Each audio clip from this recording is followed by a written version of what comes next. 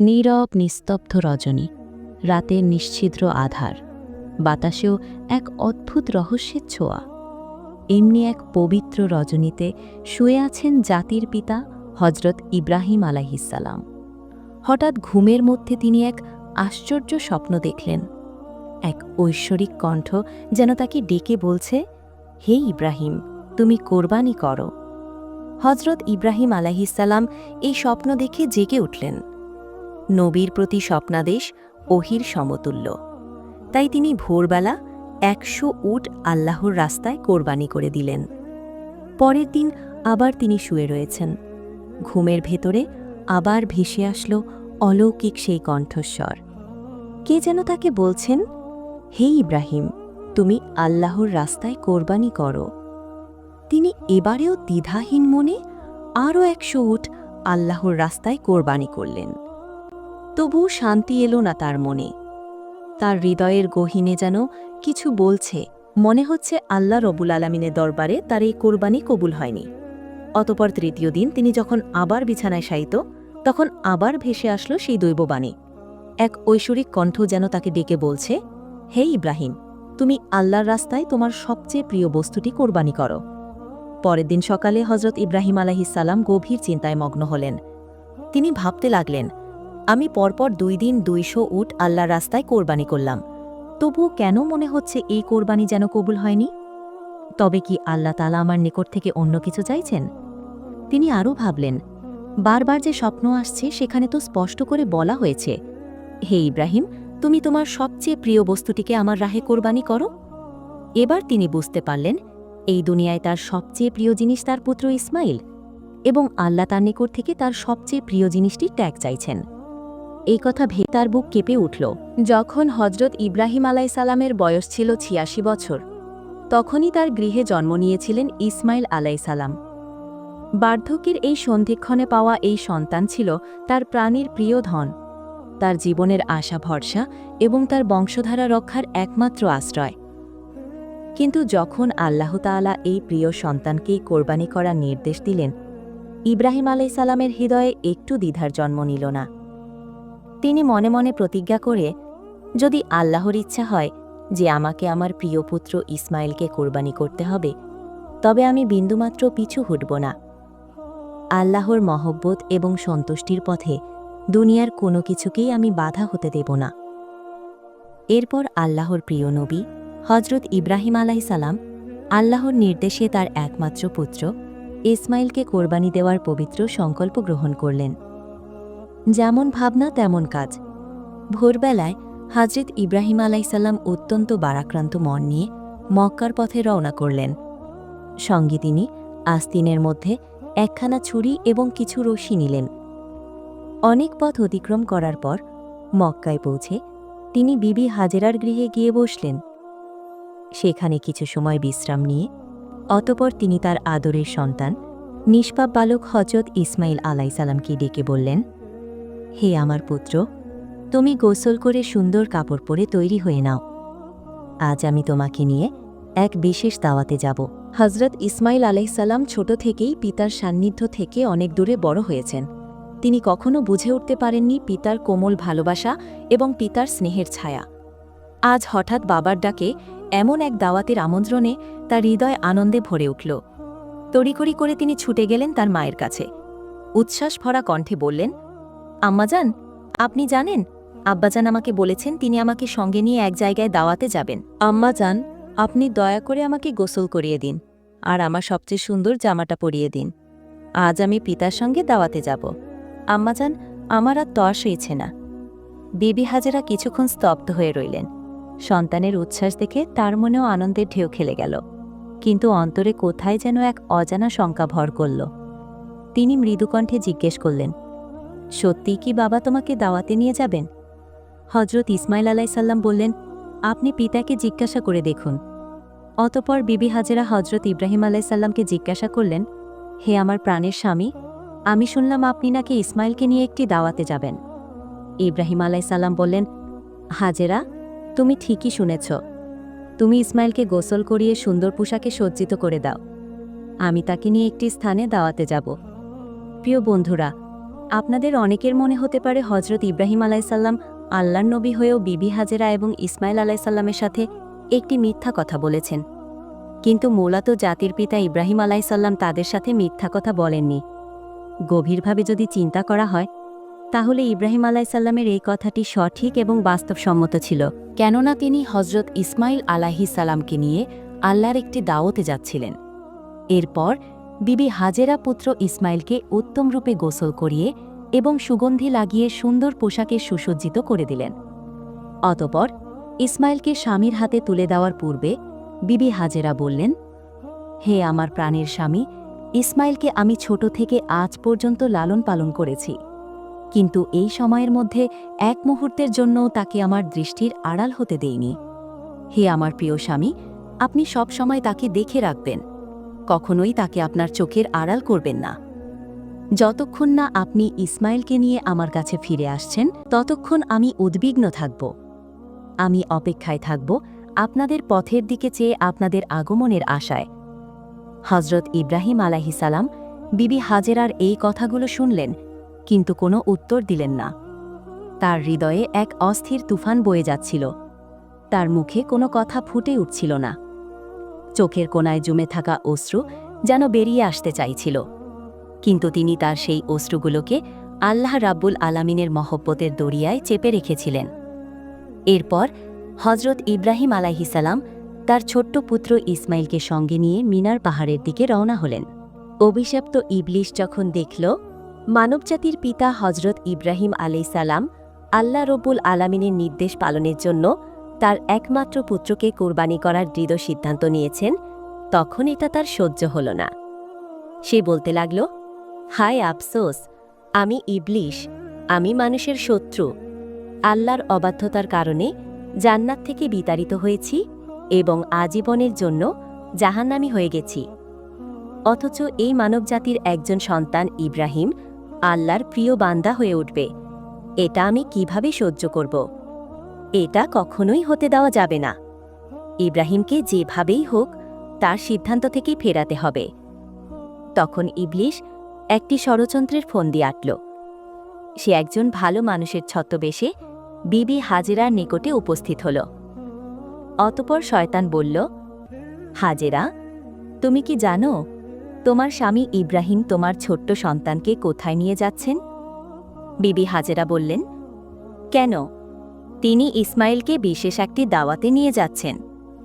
ইবলিশ তখন মনে মনে বলল, আমি এতদিন যা শুনে এসেছি তাই সত্য।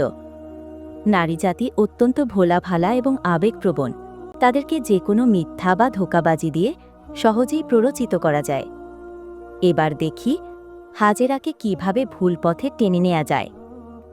তখন শয়তান বলল, হে হাজেরা, তোমার স্বামী তোমাকে ধোঁকা দিচ্ছেন।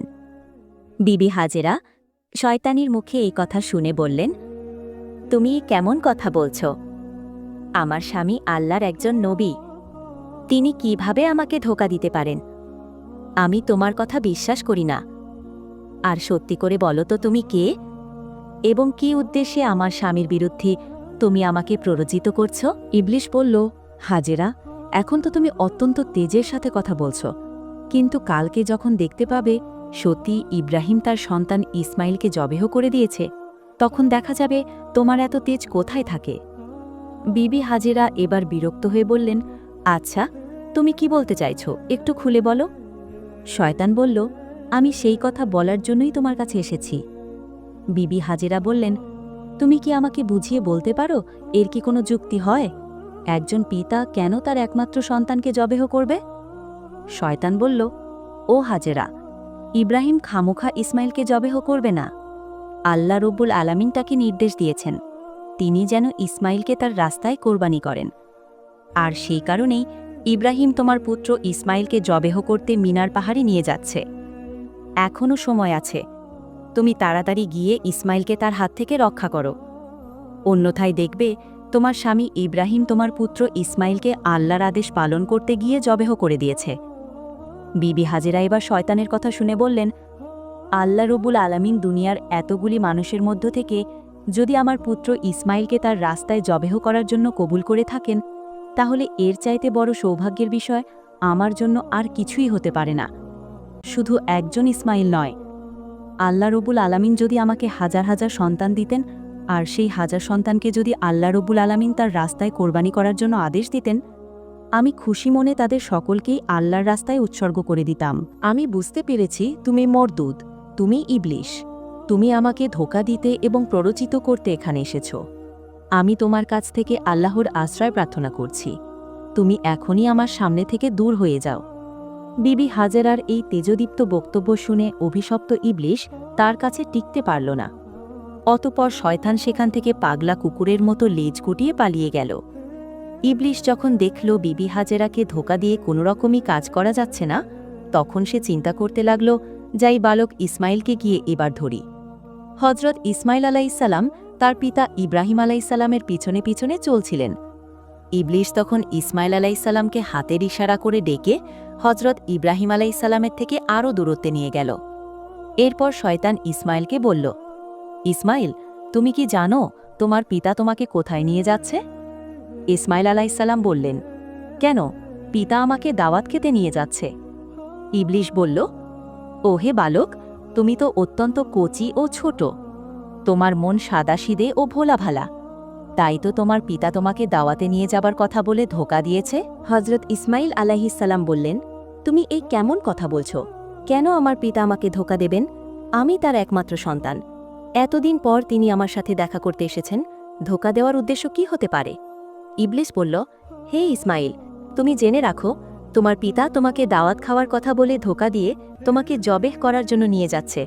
মিনার পাহাড়ে গিয়ে তিনি তোমাকে জবেহ করে দেবেন। ইসমাইল আলাইহিসসালাম বললেন, এটা কোনো যুক্তি হতে পারে না। কোন পিতা তার একমাত্র সন্তানকে বিনা কারণে জবেহ করে দেবে না? ইবলিশ তখন বলল, হে ইসমাইল, তোমার পিতা বিনা কারণে তোমাকে জবেহ করবে না। আল্লাহ রব্বুল আলামিন তাকে নির্দেশ দিয়েছেন তিনি যেন তোমাকে তার রাস্তায় কোরবানি করেন, আর আল্লাহর নির্দেশ পালন করার জন্যই তোমার পিতা তোমাকে মিনার পাহাড়ে জবেহ করার জন্য নিয়ে যাচ্ছেন। তখন ইসমাইল আলাইসাল্লাম বললেন, আল্লাহ রব্বুল আলামিন যদি এই দুনিয়ার অগণিত মানুষের মধ্য থেকে আমাকে তার রাস্তায় কোরবানি হওয়ার জন্য কবুল করে থাকেন, তবে এর চেয়ে বড় সৌভাগ্য আমার জন্য আর কিছুই হতে পারে না। আমি বুঝে গেছি, তুমি সেই অভিশপ্ত ইবলিশ। হে ইবলিশ, তুমি জেনে রাখো, আল্লাহ রব্বুল আলামিন যদি আমাকে লক্ষ কোটি জীবন দিতেন, আর সেই প্রতিটি জীবনকে যদি তার রাস্তায় কোরবানি করার জন্য কবুল করতেন, তবে আমি প্রতিবারই সেই কোরবানির জন্য প্রস্তুত থাকতাম। তুমি এখনই আমার দৃষ্টির সামনে থেকে দূর হয়ে যাও। আমি তোমার অনিষ্ট থেকে আল্লাহর কাছে আশ্রয় প্রার্থনা করছি। এরপর হজরত ইসমাইল আলাইসাল্লাম ইবলিশ শয়তানকে লক্ষ্য করে পাথর নিক্ষেপ করতে লাগলেন। সেই ঘটনাকে স্মরণ করে আজও হজরাত্রীরা হজের সময় শয়তানকে পাথর নিক্ষেপ করেন। এরপর হজরত ইব্রাহিম পুত্র ইসমাইল আলাইসাল্লামকে নিয়ে মিনা প্রান্তরে পৌঁছালেন। তাফসিরে রুহুল মানিতে বর্ণিত হয়েছে, ইসমাইল আলাইহিসসালামকে কোরবানি করার আগে হজরত ইব্রাহিম আলাইহিসসালাম তার সাথে পরামর্শ করতে চাইলেন। পবিত্র কোরআনে সূরা সাফফাতে বলা হয়েছে, অতঃপর সে বলল, হে আমার পুত্র, আমি স্বপ্নে দেখেছি যে আমি তোমাকে জবেহ করছি। এখন তুমি বলো তোমার অভিমত কি? তখন হজরত ইসমাইল আলাইহিসসালাম বললেন, হে আমার পিতা, আপনি যা আদিষ্ট হয়েছেন তাই করুন। ইনশাআল্লাহ আপনি আমাকে ধৈর্যশীলদের অন্তর্ভুক্ত পাবেন। হজরত ইসমাইল আলাইহিসসালামের এরূপ জবাব শুনে ইব্রাহিম আলাইহিসসালাম অত্যন্ত খুশি হলেন। অতঃপর হজরত ইসমাইল আলাইহিসসালাম তার পিতাকে লক্ষ্য করে বললেন, আব্বাজান, আপনি তো আমাকে জবেহ করে দিবেন, তার পূর্বে আমার কয়েকটি অনুরোধ রয়েছে। আপনি কি দয়া করে আমার সেই অনুরোধ রক্ষা করবেন? হজরত ইব্রাহিম আলাইহিসসালাম বললেন, বাবা, তুমি তোমার আরজিগুলো পেশ করতে পারো, আমি সেগুলিকে যথাসাধ্য রক্ষা করার চেষ্টা করব। তখন হজরত ইসমাইল আলাইহিসসালাম বললেন, আব্বাজান, আমাকে জবেহ করার পূর্বে আমার হাত পা শক্ত করে বেঁধে নেবেন। আমি দেখেছি জবেহ করার সময় জীবজন্তু তাদের হাত পা ছোড়াছড়ি করে, তেমনিভাবে মৃত্যুর যন্ত্রণা সইতে না পেরে আমি যদি আমার হাত পা ছোড়াছড়ি করি এবং তা যদি আপনার শরীরে লেগে যায়, এতে আমার বেয়াদবি হবে। আমি চাই না মৃত্যুর পূর্বে আমার পিতার সাথে বেয়াদবি করে মরতে। অতএব হে আব্বাজান, আপনি আমার এই অনুরোধ রক্ষা করবেন। দ্বিতীয়ত, আমাকে জবেহ করার সময় আপনি আপনার চক্ষু দুটি ভালোভাবে কাপড় দিয়ে বেঁধে নিবেন, কেননা জবেহ করার সময় যদি আপনার দৃষ্টি আমার চেহারায় পড়ে, তাহলে হয়তো আপনার মনে আমার প্রতি ভালোবাসা জেগে উঠবে। যাতে আপনার জবেহ কাজে ব্যাঘাত সৃষ্টি হবে। আর আমি চাই না আমার চেহারার কারণে আপনি আল্লাহ রাব্বুল আলামিনের আদেশ পালনে কোনো রকম বাধার সম্মুখীন হন। তৃতীয়ত, আমার যে আবদার তা হলো কোরবানি করার পর যখন আপনি গৃহে প্রত্যাবর্তন করবেন, তখন আমার রক্তমাখা জামাকাপড়গুলো আমার জন্মদুঃখিনী মায়ের নিকটে সমর্পণ করবেন এবং তাকে আমার সালাম জানাবেন। বলবেন যে তার এই ত্যাগের বিনিময়ে আমরা একত্রে বেহেশতে অবস্থান করতে পারব এবং তিনি যেন আমার জন্য কোনরূপ দুঃখ প্রকাশ না করেন। হযরত ইব্রাহিম আলাইহিস সালাম পুত্রের মুখে এই কথাগুলো শ্রবণ করে অত্যন্ত সন্তুষ্ট হলেন। তিনি তার আস্তিনের নিচে পূর্বেই একটি রশি এবং একখানা ছুরি লুকিয়ে রেখেছিলেন। অতঃপর তিনি সেই রশি বের করে হযরত ইব্রাহিম আলাইহিস সালামের হাত ও পা ভালোমতো বেঁধে নিলেন। এরপরে তিনি তার চোখ একটি কাপড় দিয়ে বেঁধে নিলেন। অতঃপর হযরত ইসমাইল আলাইহিস তার কাজ শুরু করার জন্য মাটিতে শুয়ে দিলেন। জাতির পিতা হযরত ইব্রাহিম আলাইহিস সালাম তার হাতে ছুরি নিয়ে প্রস্তুত রয়েছেন। তিনি জবেহ করবেন তার একমাত্র সন্তান ইসমাইলকে এবং তিনি এর মাধ্যমে চাচ্ছেন আল্লাহর আদেশ পালন করতে। তিনি সংকল্প করেছেন আল্লাহর আদেশ পালন করতে। তাকে পৃথিবীর কোনো শক্তি বাধা দিতে পারবে না। আল্লাহ রব্বুল আলামিনের প্রেমে এবং মহব্বতে মাতোয়ারা হয়ে পিতা তার পুত্রের গলায় ছুরি চালিয়ে দেবেন। এই দৃশ্য দেখে আসমান এবং জমিনের ফেরেশতারা প্রকম্পিত হয়ে যাচ্ছে। তারা আল্লাহর তাসবিহ ও পবিত্রতা ঘোষণা করে যাচ্ছে। এরপরে হযরত ইব্রাহিম আলাইহিস সালাম পুত্র ইসমাইলের গলায় ছুরি চালাতে যাবেন। এমন সময় আল্লাহ রব্বুল আলামিন ছুরিকে নির্দেশ দিলেন, হে ছুরি, খবরদার, তুই ইসমাইলের গলার একটি পশমও কাটবি না। তুই যদি ইসমাইলের গলার একটি পশম কাটিস তাহলে তোর জন্য আমি জাহান্নামের আগুনকে অবধারিত করে দেব। অতঃপর হযরত ইব্রাহিম আলাইহিস সালাম বিসমিল্লাহ বলে পুত্র ইসমাইলের গলায় ছুরি চালিয়ে দিলেন।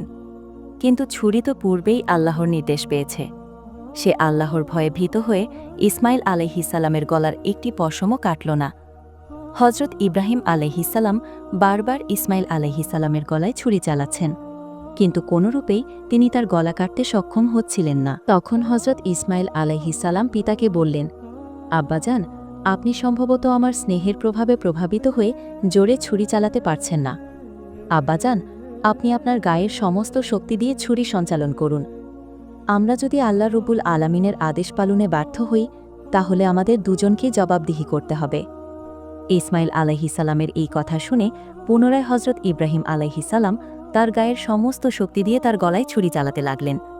কিন্তু তারপরেও ছুরি হযরত ইসমাইল আলাইহিস সালামের একটি পশমও কাটল না। অনেকক্ষণ ধরে এভাবে ছুরি চালানোর পরে হযরত ইব্রাহিম আলাইহিস সালাম একেবারেই বিরক্ত হয়ে গেলেন। অতঃপর তিনি সজোরে ছুরিটি একদিকে নিক্ষেপ করলেন, আর সেই ছুরি গিয়ে লাগল একটি পাথরের গায়ে। সঙ্গে সঙ্গে সেই পাথরটি দ্বিখণ্ডিত হয়ে গেল।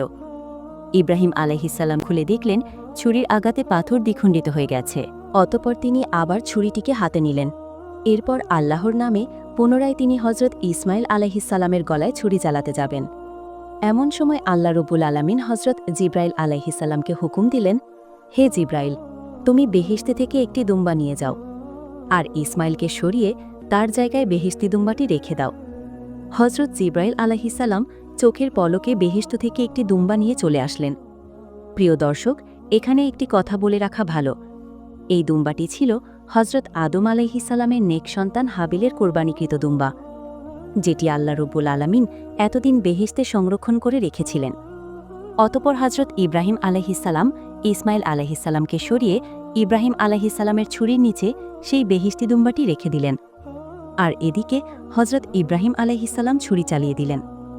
সাথে সাথে বেহেশতি দুম্বাটি কোরবানি হয়ে গেল। কিন্তু হযরত ইব্রাহিম আলাইহিস সালাম মনে করলেন তার পুত্র ইসমাইলকে তিনি কোরবানি করে দিয়েছেন। কোরবানি সম্পন্ন হবার সাথে সাথে হযরত ইব্রাহিম আলাইহিস সালাম বললেন, আলহামদুলিল্লাহ। অতঃপর তিনি তার চোখ খুলে দেখলেন ইসমাইল আলাইহিস সালাম তার পাশে দাঁড়িয়ে আছে এবং কোরবানি হয়ে গেছে একটি বেহেশতি দুম্বা। এই দৃশ্য দেখে হযরত ইব্রাহিম আলাইহিস সালাম আল্লাহর ফেরেশতা জিব্রাইল আলাইহিস সালামকে জিজ্ঞাসা করলেন, হে ভাই জিব্রাইল, আল্লাহ রব্বুল আলামিন তবে আমার কোরবানি কবুল করেননি কেন? আমি আমার পুত্র ইসমাইলকে কোরবানি করতে সক্ষম হলাম না কেন? হযরত জিব্রাইল আলাইহিস সালাম বললেন, হে ইব্রাহিম, আল্লাহ তাআলা আপনার প্রতি সন্তুষ্ট হয়েছেন। আপনি তার নির্দেশ পালন করতে গিয়ে স্বীয় পুত্রকে কোরবানি করতে উদ্যত হয়েছিলেন। এবং আপনার পুত্র যেভাবে আল্লাহর নির্দেশ মান্য করে স্বীয় প্রাণ তার রাহে উৎসর্গ করতে প্রস্তুত হয়েছিলেন, তাতে আল্লাহ পাক আপনাদের পিতা ও পুত্র দুজনের ওপর অত্যন্ত সন্তুষ্ট। তিনি আপনাদের দুজনকেই পরীক্ষা করেছিলেন এবং আপনারা সেই পরীক্ষায় উত্তীর্ণ হয়েছেন। আল্লাহ রব্বুল আলামিন আপনার উপর সন্তুষ্ট হয়ে বেহেশত থেকে একটি দুম্বা প্রেরণ করেছেন, আর সেই দুম্বাটিকে আপনি কোরবানি করেছেন। হজরত জিব্রাইল আলাইহিসাল্লামের মুখ থেকে এই কথা শ্রবণ করার পর হজরত ইব্রাহিম আলাইহিসাল্লাম পুনরায় আল্লাহর রব্বুল আলামিনের শুকরিয়া আদায় করলেন। আল্লাহ রব্বুল আলামিন জাতির পিতা হজরত ইব্রাহিম আলাইহিসাল্লামের এই ত্যাগ তিতিক্ষা ও আল্লাহ প্রেম থেকে আমাদেরকেও শিক্ষা লাভ করার তৌফিক দান করুন।